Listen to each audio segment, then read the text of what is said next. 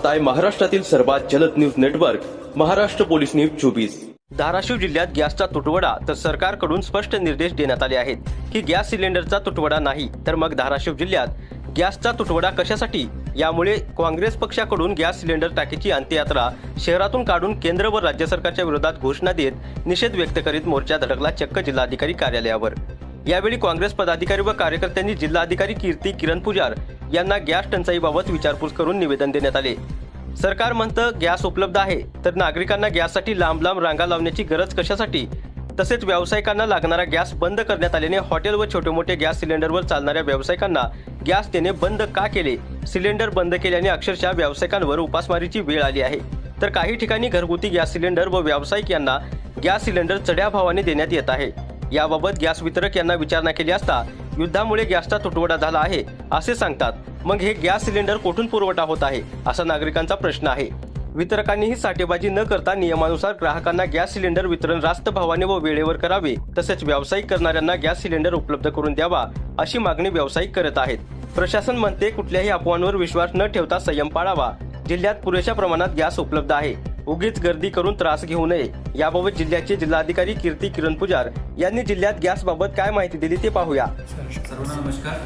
धाराशिव जिल्ह्यामध्ये कुठेही प्रकारचे डोमेस्टिक LPG स्टॉकची कमतरता नाही आहे। आपल्या जिल्ह्यामध्ये पुरेशी स्टॉक आहे। आमच्या जिल्ह्यामध्ये एकूण 27 गॅस एजन्सीज आहे आणि या 27 गॅस एजन्सीज मध्ये आपल्या धाराशिव जिल्ह्याला दैनंदिन LPG घरगुती वापरासाठी जे गरज आहे ते आमच्याकडे आहे। आणि आता याद्वारे आम्ही सर्व धाराशिवला आवाहन करू इच्छितो की आपण या कुठेही अफवावर विश्वास ठेवू नये आणि आपण पॅनिक बुकिंग करू नये।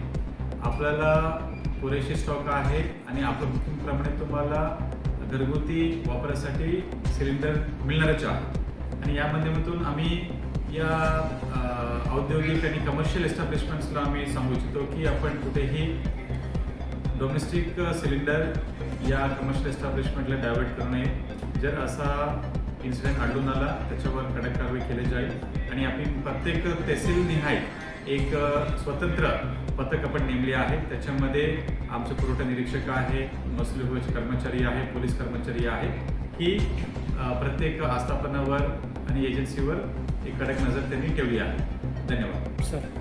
आणि ही पण आम्ही सांगू इच्छितो की आमच्या जिल्ह्यामध्ये जे काही शासकीय शाळा आहे, नंतर मध्यान्ह भोजन आहे, दवाखाने आहे, आश्रमशाळा आहे, यांना आपण डोमेस्टिक LPG सिलेंडर्स वापरायला आपण शासनाने मुभा दिलेली आहे।